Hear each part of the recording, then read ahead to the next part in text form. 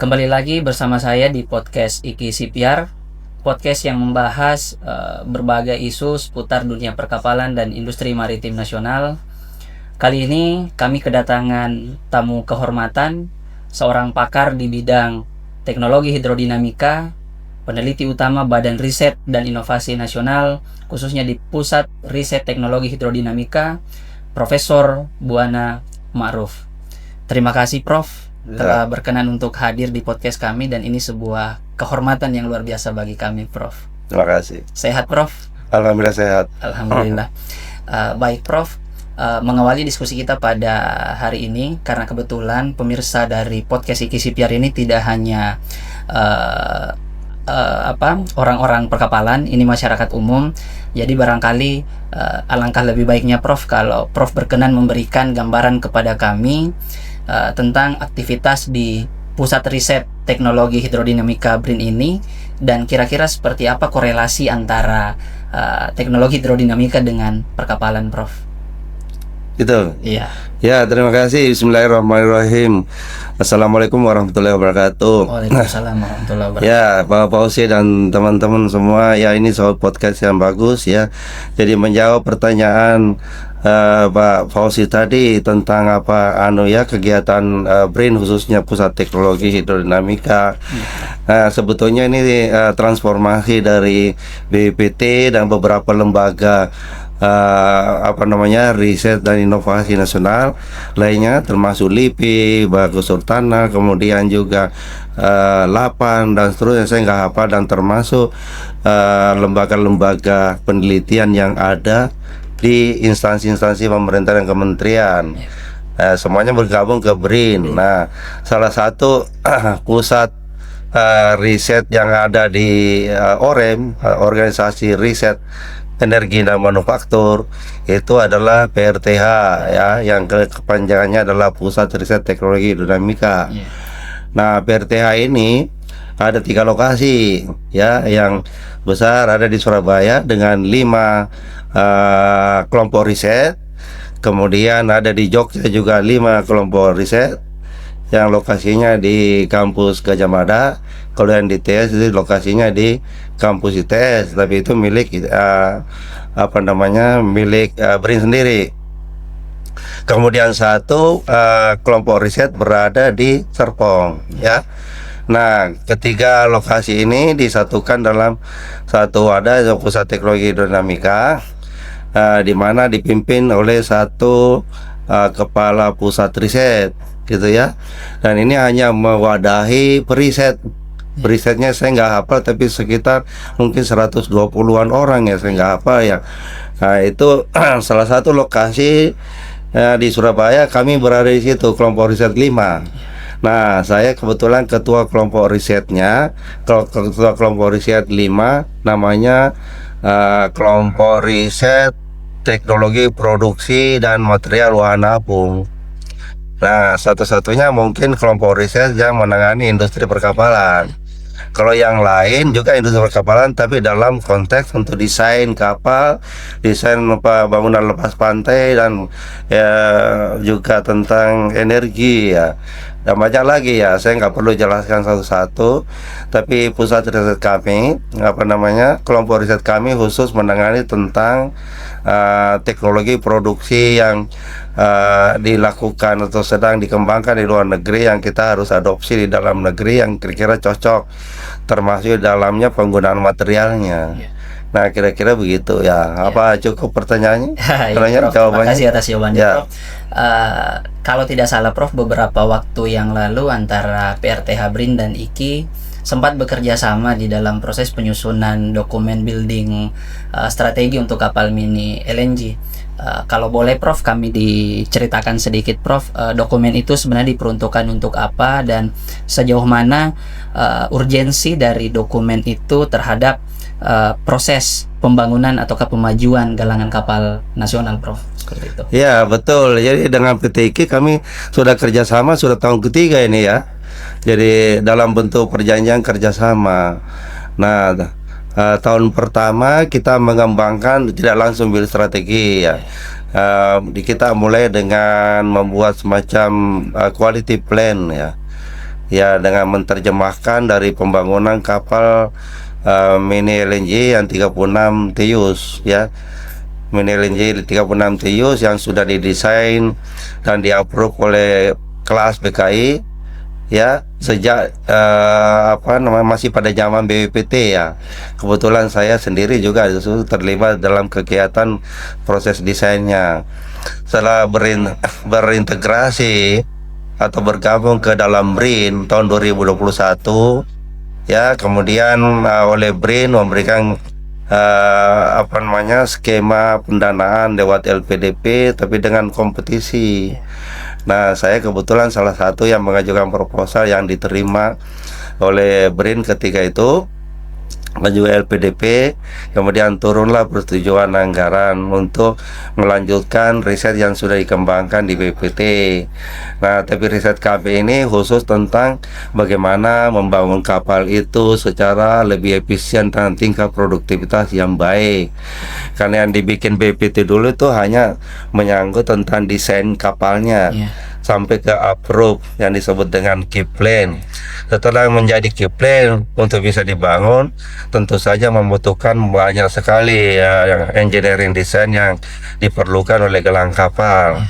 Di mana selama ini gelang kapal itu hanya membuat sendiri-sendiri, ya, mengajukan bahkan membuat key plan sendiri untuk diajukan ke kelas untuk dapat approval. Nah, kami sudah menyediakan ya key plan-nya yang sudah approve oleh kelas disertai dengan spesifikasi teknis ya dengan kapal mini LNG.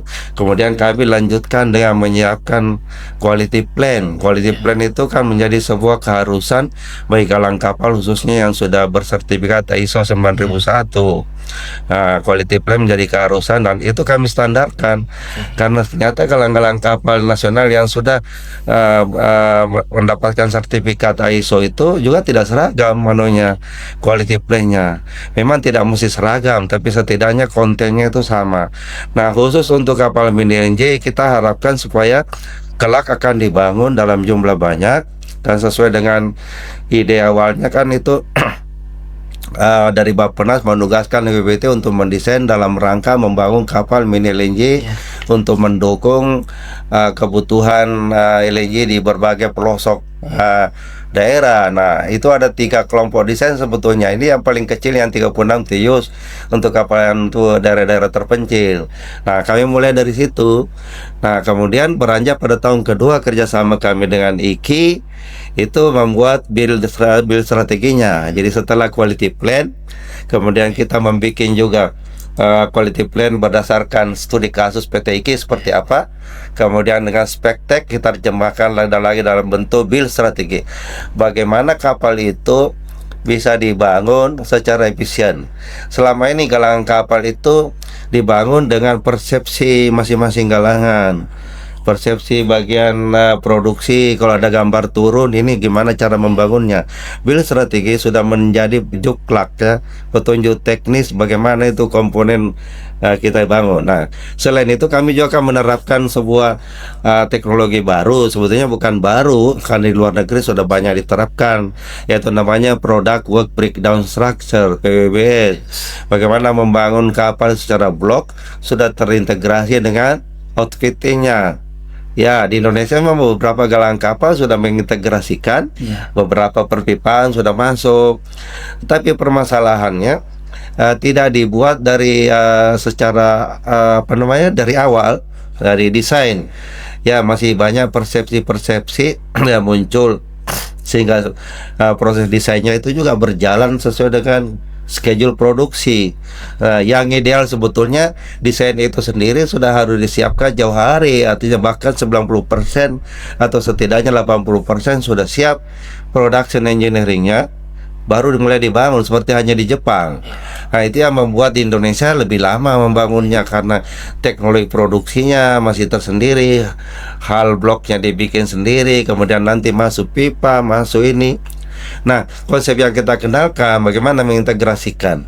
Nah, dibuat di dalam build strategi itu. Di build strategi bahkan kapan harus disambung pengelasannya, kemudian kapan harus dibalik bloknya, kapan pipanya masuk dan posisinya di mana dan seterusnya. Begitupun sampai komponen-komponen lainnya termasuk permesinan apa segala macam.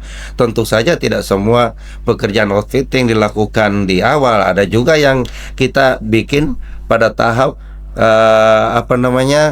erection block di building bear, ada juga on quay. Ya, tetapi pada komponen-komponen yang utama yang terutama berada di bawah deck itu sebisa mungkin dipasang sebelum kapal itu diangkat ke building bear. Tujuannya sebetulnya untuk mengurangi volume pekerjaan di landasan luncur. Karena landasan luncur itu yang biasa disebut dengan building bear amat mahal. Ya, artinya asumsinya kapal ini kan banyak yang dibangun, building bearnya cuma satu, semestinya itu jangan mengganggu kapal lain untuk bisa diproduksi. Nah, yang kedua, kualitasnya tentu lebih bagus kalau dikerjakan di bengkel, kan, di cover workshop gitu. Tentu environmentnya lebih enak, kemudian posisi pekerjaannya bisa lebih enak karena bloknya bisa diputar dengan menggunakan kren. Tapi kalau semuanya nanti dikerjakan di building bear, kondisinya panas, aksesnya itu berat. Ya, sehingga ya saya nggak hitung ya secara besaran jam orang yang bisa dikurangi, tapi itu bisa sampai 20-30% gitu ya. Perkiraan gitu, karena saya dulu waktu kerja di PT PAL itu pernah melakukan kajian seperti itu. Nah, belum lagi tentang rework, pekerjaan ulang yang terjadi akibat salah blok ini, penyambungannya ada misalignment, tidak sesuai dimensi dan panunya. Ya, sehingga pada saat nyambung ternyata nggak klop itu ya, sehingga terjadi rework. Reworknya sendiri besar sekali, Mas. Ya, nah itu yang kita bikin dalam build strategi ya, termasuk akurasi kontrolnya. Dan sekarang masuk kerjasama saya dengan PT IKI itu membuat dokumen akurasi kontrol. Ya, apanya saja yang diukur, gitu, Pak. Iya, gini, Prof. Ini menarik, tadi ada satu keyword yang saya tangkap dari penjelasan Prof bahwa hadirnya dokumen ini ini berkaitan dengan efisiensi proses pembangunan kapal. Sebagaimana yang kita ketahui bersama, Prof, bahwa kan selama ini kebanyakan industri pelayaran itu lebih memilih impor kapal bekas ketimbang melakukan pembangunan kapal baru, karena ini berkaitan dengan cost pembangunan kapal baru dalam negeri itu sangat mahal dibandingkan dengan impor kapal dari luar. Nah, hadirnya dokumen building strategi tadi dengan key plan dan berbagai dokumen-dokumen lainnya yang telah disusun oleh PRTH BRIN, apakah ini berkaitan juga dengan efisiensi biaya, Prof? Ataukah hanya efisiensi proses kerja saja, Prof? Ya, pertanyaan yang bagus ya. Jadi itu sebetulnya kan multi aspek ya, banyak aspek. Kenapa pemerintah atau perusahaan pelayaran sendiri membeli kapal bekas? Tentu yang utama itu karena memang lebih murah ya. Kemudian cepat mendapatkan kapal. Ya, itu memang persoalan ya. Di samping itu kemampuan permodalan perusahaan pelayaran itu terbatas.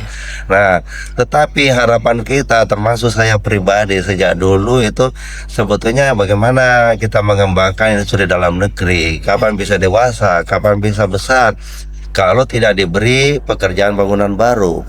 Karena bangunan baru itu kan nggak bisa bangun satu-satu, nanti kapan lagi bangun lagi satu. Sebetulnya kalau kapal itu harus memiliki beberapa order yang continuous. Ya, teknologi produksi yang modern itu ya memang dimungkinkan bisa mendapatkan keuntungan dari sektor bangunan baru apabila kapal itu secara paralel dibangun. Setidaknya jangan lama menganggur. Fasilitas itu kan juga harus ada return investment ya, pengembalian investasinya. Nah, makanya kalau kapal itu nggak pernah bisa juga maju di dalam negeri karena mau investasikannya mahal, kemudian bangunan barunya terbatas. Nah, kebijakan pengadaan kapal bekas itu memang saya nggak bisa komentar banyak soal itu, kan kebijakan pemerintah. Ya, lagi pula ada pembebasan biaya masuk daripada kapal bekas dan seterusnya. Nah, hambatan kapal baru ya di samping tadi juga membutuhkan modal yang besar, kemudian juga kalangan kapal masih juga konvensional, teknologi produksinya lama. bahkan beberapa galang kapal itu mengalami delay, ya, materialnya juga 70% at least itu masih impor. Jadi sangat kompleks menjawab sebetulnya itu. Ya, kira-kira begitu ya. Baik, Prof. Ini tadi berkaitan dengan pembangunan kapal baru, Prof. Saya pernah membaca data IPRINDO untuk di tahun 2019 sampai dengan 2021 itu tambahan armada dalam negeri itu sebanyak 5.121 unit. Akan tetapi yang dibangun oleh galangan kapal nasional kita itu hanya sekitar 477 unit. Seperti apa Prof membaca data itu, Prof? Ya, ini kan antara kebutuhan ya dengan realisasi itu berbeda. Ya, kebutuhan memang selalu banyak. Dari dulu itu kalau kita memprediksi kebutuhan itu kan bacanya dari volume angkutan, volume perkembangan perekonomian, kemudian memerlukan sekian banyak armada. Jadi itu tidak bisa dikatakan bahwa kebutuhan itu harus dibangun semua, karena kebutuhan berbeda dengan realita dalam proses kemampuan membangun kapal. Ya, jadi antara kebutuhan yang begitu banyak tadi sekitar 4.000 tulis IPRINDO, yang mungkin dasarnya pada kebutuhan sesuai dengan kebutuhan armadanya. Ya, tetapi dalam pelaksanaannya kan sedikit.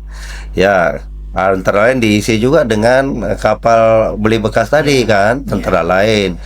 Ya, selebihnya itu juga ada yang dibangun dalam negeri cuma berapa 10% toh, nggak sampai tuh 400-an sekian.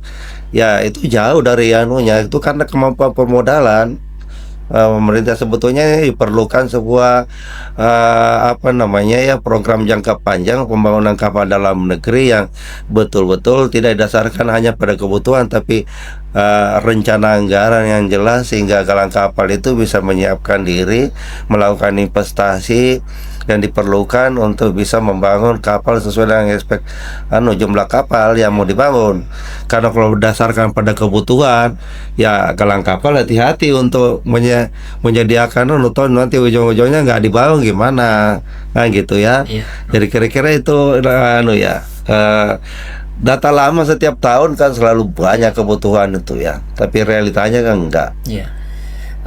Tadi Prof sempat menyinggung bahwa salah satu kenapa perusahaan pelayaran misalnya lebih memilih memilih kapal bekas itu karena kalau di galangan kapal dalam negeri itu ada banyak hambatan di dalam proses pembangunan, termasuk sebenarnya delay material itu tadi. Dan sependek pengetahuan saya, Prof, mohon diluruskan kalau keliru, lebih dari 70% komponen kapal dan suku cadang itu kan masih menggunakan impor. Ini juga yang mengakibatkan HPP di dalam memproduksi bangunan kapal baru itu mahal, sehingga harga tidak kompetitif dengan industri galangan luar negeri. Nah, Indonesia dikenal sebagai negara yang kaya raya, Prof. Apakah tidak bisa kita membangun industri pendukung bagi galangan kapal ini, seluruh komponen-komponen suku cadang itu dibangun dalam negeri, sehingga itu tadi proses biayanya lebih murah, sehingga harga yang kita tawarkan bisa lebih kompetitif, Prof. Iya, sebetulnya terkait dengan apa yang saya katakan tadi, bahwa industri kapal ini kan padat modal. Ya, padat modal artinya membutuhkan investasi yang besar, sehingga perlu ada kepastian order jangka panjang. Ya, setidaknya dalam negeri itu harus ada kepastian berapa kapal yang akan dibangun, ya, sehingga galang kapal itu bisa melakukan investasi. Ya, kemudian tadi pertanyaannya 70% itu at least itu sekitar 70%, bahkan semakin kompleks kapal itu semakin tinggi komponen impornya. Ya, secara umum sih sekitar 70-80% masih impor. Nah, jadi yang dipakai dalam negeri itu hanya sekitar 30% sampai 20% sampai 30%. Itu yang dalam bentuk jasa, desain, dan beberapa komponen-komponen kecil-kecil gitu ya. Tapi yang namanya komponen impor itu terus begitu banyak. Nah, pertanyaannya tadi, apakah nggak diproduksi dari dalam negeri? Ya, kembali lagi, kalau ada semut, kalau ada gula di situ ada semut. Artinya kalau ada kepastian order jangka panjang, ya tentu saja industri komponen juga tuh akan tumbuh. Ya, yang lain itu memang saya sendiri sejak 2014 pernah berbicara di Kementerian Perindustrian mulai melontarkan tentang standarisasi kapal. Ya, jadi nggak boleh kapal itu didesain sangat customize oleh masing-masing masing-masing pemilik kapal. Kalau dikatakan tanker 3.500, tanker 6.500, itu 17.500, mestinya sama semua tuh komponennya di dalam tuh. Nggak boleh mengatakan tanker 17.500 untuk desainnya beda-beda. Ya, 6.500 desainnya beda-beda. Nah, ketika saya masih bekerja di PT Dok Surabaya, itu tahun berapa itu ya, tahun 97 sampai 2003, kami membangun 3 tanker yang series itu ya, kapal 6.500, sama semua itu Mas.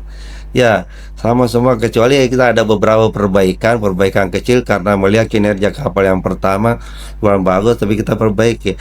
Nah, itu membuktikan kita semakin rendah total JO yang dibelanjakan, karena ada familiarisasi dari pekerja untuk mengerjakan sesuatu.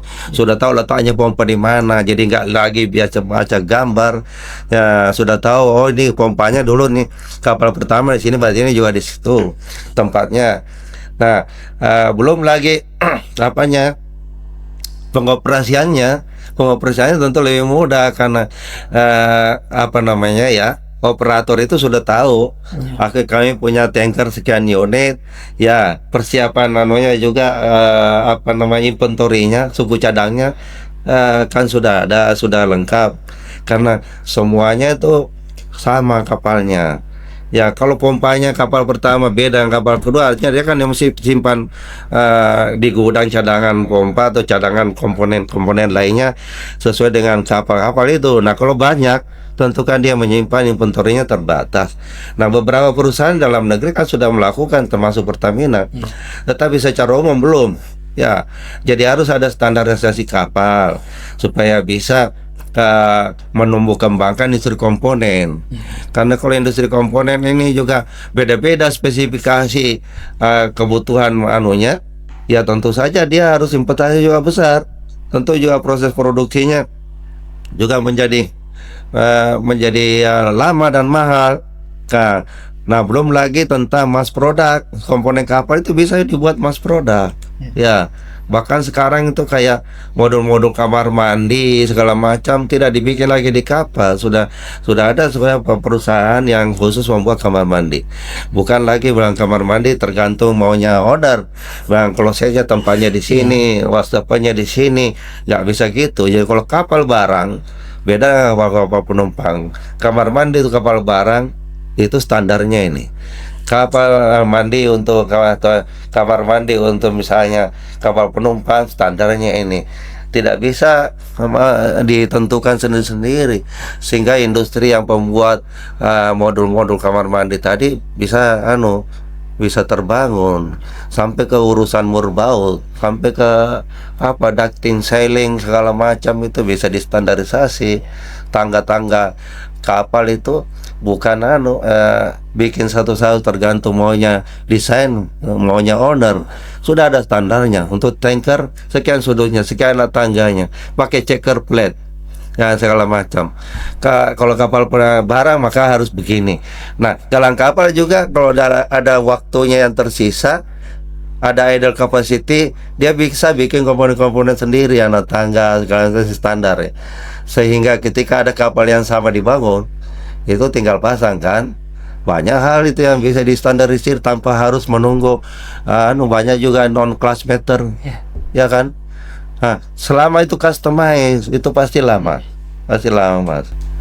Ya, itu mungkin menjelaskan saya. Baik Prof. Jadi kata kuncinya adalah standarisasi itu tadi ya, yang bisa merangsang industri-industri hilir hulunya atau hilir komponennya. Nah, sejak 10 tahun lalu pemerintah kan sudah mencanangkan Prof bahwa Indonesia sebagai poros maritim dunia. Tidakkah kemudian visi itu bisa menjadi stimulus untuk mendorong tadi standarisasi itu Prof, supaya seluruh industri yang ada berkaitan dengan maritim termasuk galangan kapal ini bisa mendapatkan rangsangan ekonomi yang positif, Prof, seperti itu. Ya, itu kebijakan bagus sebetulnya ya, tapi kan action plan-nya kayak apa harus didefinisikan. Jangan mengatakan saja poros maritim dunia itu bentuknya kayak apa. Ya kan, jangan sampai hanya bahasa awang-awang apa bahasa politik ya untuk kampanye misalnya. Seharusnya itu harus memang diterjemahkan dalam bentuk program yang workable yang dapat dikerjakan supaya, dan ini juga misalnya program tol laut apa segala macam, misalnya faktanya kan memang membutuhkan kapal yang banyak standar, tapi faktanya kontainer 100 TEU itu dibangun beberapa galangan kapal, itu juga beda-beda standar anunya, ukurannya dan sistemnya di dalam. Banget ya. Ya, nah itu sebetulnya secara politis tuh sudah kebijakannya bagus, cuma tidak menjadi acuan di dalam membuat program yang terinci dan kira-kira memang bisa dijalankan. Ya, yang lain juga ya, kalau itu sudah pasti, bagaimana galangan harus dipersiapkan untuk membangun kapal, bagaimana desainnya supaya jangan juga beda-beda desain, distandarisir dan seterusnya sampai kepada operasionalnya. Faktanya kemarin ya kapal yang 100 TEU dioperasikan juga tidak ekonomis gitu kan, ada jalur-jalur tertentu nggak ada barang sama sekali, artinya juga tidak link dengan kesiapan daerah untuk bisa memberi kontribusi muatan balik ya, terutama di wilayah timur ya, kira-kira itu Mas. Jadi dari penjelasan Prof sebenarnya dari BRIN ini sudah banyak mengidentifikasi sebenarnya persoalan berikut tadi dengan solusi-solusi yang sempat Prof sampaikan. Mungkin ini pertanyaan saya agak sensitif, Prof. Sejauh mana hasil riset-riset yang Prof hasilkan itu, yang dihasilkan oleh PRTH BRIN kemudian dijadikan sebagai bahan pertimbangan bagi pemangku kepentingan ini, Prof, di dalam menelurkan kebijakan? Ya, sebetulnya bukan pertanyaan sensitif, itu biasa aja sih. Ya, artinya kami dulu belum ada BRIN ya kan, BRIN kan dari 2021, sebelumnya BPT ya. Ya, ada LIPI. Kalau BPT memang secara khusus melakukan pengkajian dan penerapan teknologi. Dan kita sudah banyak melakukan sebetulnya. Ya, BPT secara keseluruhan banyak. Ya, kami sendiri yang waktu masih di BPT sudah merancang banyak jenis kapal ya. Kemudian juga mempromosikan bagaimana meningkatkan TKDN gitu, kemudian mungkin kajian-kajian bagaimana membuat standarisasi kapal. Banyak sekali kajian-kajian kita sudah lakukan, tetapi itu ya kita kan tidak bisa memaksakan departemen terkait untuk melakukan, kita hanya melakukan kajian ya, bahkan sampai kajian yang siap dilaksanakan. Ya, tapi tiba saatnya membangun kapal, perhubungan saya membangun, ya dia tidak pakai hasil kajian kita, penuturan juga begitu. Ya tentu saja ya berbagai alasan mereka ya. Kita nggak bisa tahu sebetulnya. Nah ini yang pentingnya perlunya sinkronisasi kebijakan ya di semua kementerian dan lembaga, termasuk lembaga litbang. Ya sebetulnya arah pembangunan ke arah mana, BRIN diberikan tugas apa yang betul-betul dilaksanakan. Karena kalau tidak, ini kan kita akan membelanjakan uang negara juga, APBN berapa untuk riset dan pengembangan. Kalau tidak dilaksanakan juga kan ya sia-sia. Nah itu jadi saya sendiri sudah hampir 40 tahun berkiprah di bidang riset dan ini juga sebetulnya sedikit kecewa nih, kampanye hasil-hasil yang kita sudah bikin tidak sampai dikerjakan. Ya terlepas daripada memang ada beberapa keterbatasan. Namanya riset itu kan sebagian kita asumsi. Ya tidak mungkin kita riset semua faktor kan. Ya kita batasi, asumsi biaya nggak ada, dianggap tersedia. Ya toh, asumsi kesalahan impor ya sekian lama ya kita asumsikan misalnya lancar, ya kan. Terus pada kenyataannya nggak lancar, itu bukan lagi ya ya sebetulnya itu bisa dikaji lebih tapi yang pasti bahwa hasil-hasil riset itu banyak yang tidak termanfaatkan. Ini Prof, seperti apa Prof melihat ini kehadiran Danantara, Badan Pengelola Investasi Danantara di dalam merangsang kemajuan galangan kapal nasional, khususnya bagi galangan-galangan kapal plat merah, Prof? Ya, saya sendiri belum terlalu tahu ya. Danantara ya mungkin sama dengan kalian juga taunya begitu ya.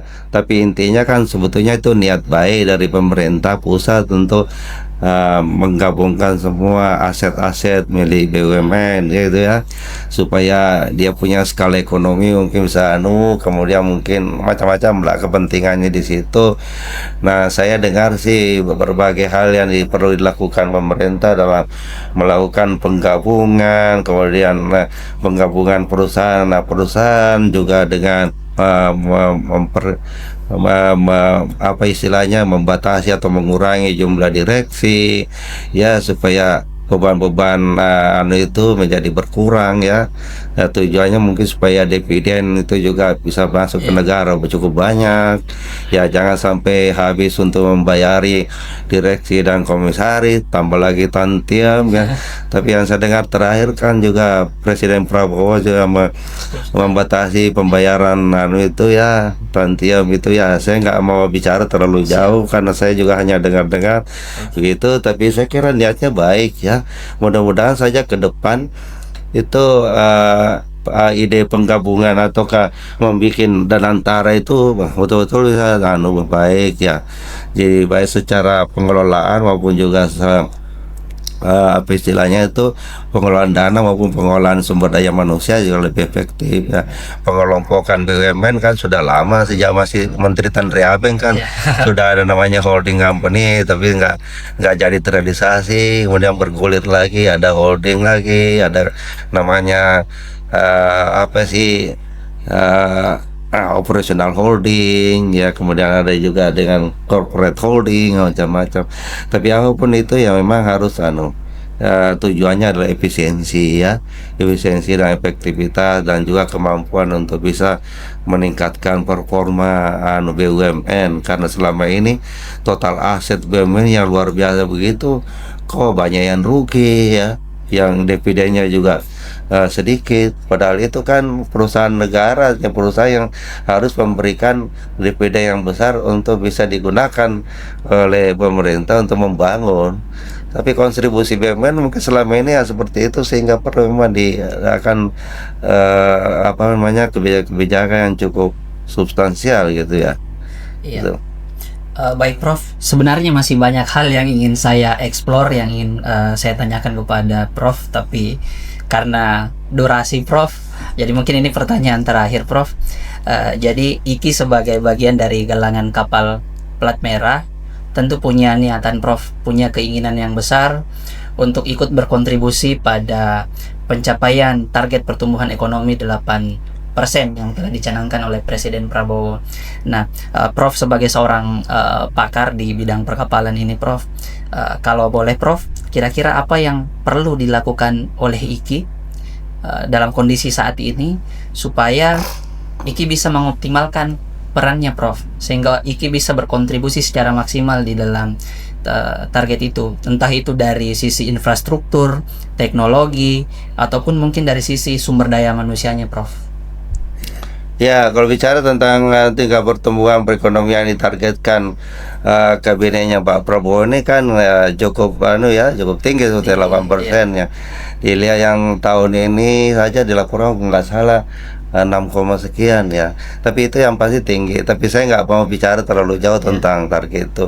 Saya ingin bicaranya tentang galangan kapal, sejauh mana kontribusinya. Sebetulnya kontribusi galangan kapal itu ada dua macam, kontribusi real dan multiplier effect ya. Jadi kalau kita lihat galangan kapal itu jangan hanya dilihat dari sudut pandang sejauh mana untungnya, tapi kontribusinya, multiplier efeknya. Berapa jumlah tenaga kerja total yang dipakai galangan kapal nasional, tambah lagi keluarganya berapa, ya kan, ini industri padat karya kan? Itu satu ya. Yang kedua, multiplier yang lain bisa menumbuhkan perekonomian sekitar Galangan. Ada industri makanan, industri hotel, semua. Saya juga datang ke PT IKI ini kan juga tinggal di hotel, ya bayar di hotel. Itu multiplier efek, gitu kan. Jangan PT Galangan Kapal itu hanya dihitung dari sisi berapa untungnya, rugi ya, tapi yang lain kan bisa hidup.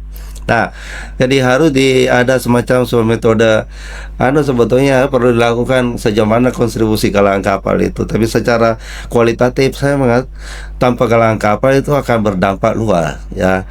Terutama komponen-komponen banyak kan yang walaupun tadi 20% sampai 30% komponen lokal itu kan lumayan juga nilainya itu ya. Nilainya besar itu ya. Ya, jadi posisinya besar. Nah, sekarang pertanyaan Anda tadi tentang mau kemana, bagaimana mengembangkannya. Yang satu tadi standarisasi kapal. Yang kedua, galangan kapal itu sih harus mulai fokus pada ukuran dan tipe kapal tertentu. Jangan semuanya ikut tender, diikuti tendernya. Jangan semuanya mau dilahap. Semuanya mau dilahap. Nah, memang persoalannya daripada nggak kerja, mendingan ikut tender. Ya, tapi galangan kapal itu sudah harus mengarahkan diri ke spesialisasi produk dan ukuran tertentu, sehingga ada pemeriksasi, engineeringnya bisa lebih siap dan seterusnya. Ya, tentu konsekuensinya memang harus mencari pasar di situ. Ya, jangan hanya berdiam diri di sini.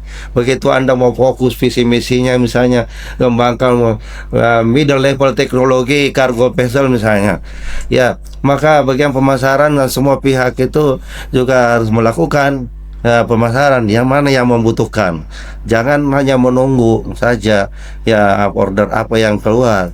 Nah, itu yang kemudian yang ketiga ya apa tadi itu ya, gimana harus melihat peluang pasar ke depan yang banyak itu apa. Tadi saya masih ngomong-ngomong tadi Pak Dirut ya. Ya, ini kan tentang recycling vessel shipyard. Nah, itu peluang besar nih. Recycling vessel and recycling shipyard. Karena galang kapal di Indonesia belum ada tuh yang memenuhi persyaratan untuk melakukan penutuhan, apa istilahnya, penutuhan kapal untuk motong-motong gitu ya, scrapping ya. Kan ada syaratnya itu.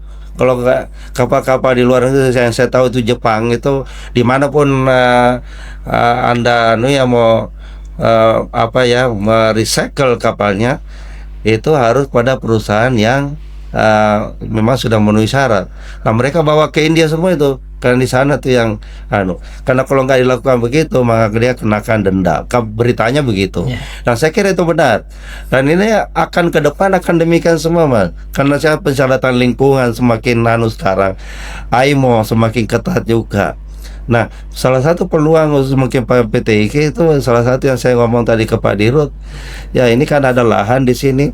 Yang itu menarik untuk bisa tentu saja ya harus izin pemegang saham tapi syaratnya kok nggak susah amat. Ya, cuma kan bagaimana menyimpan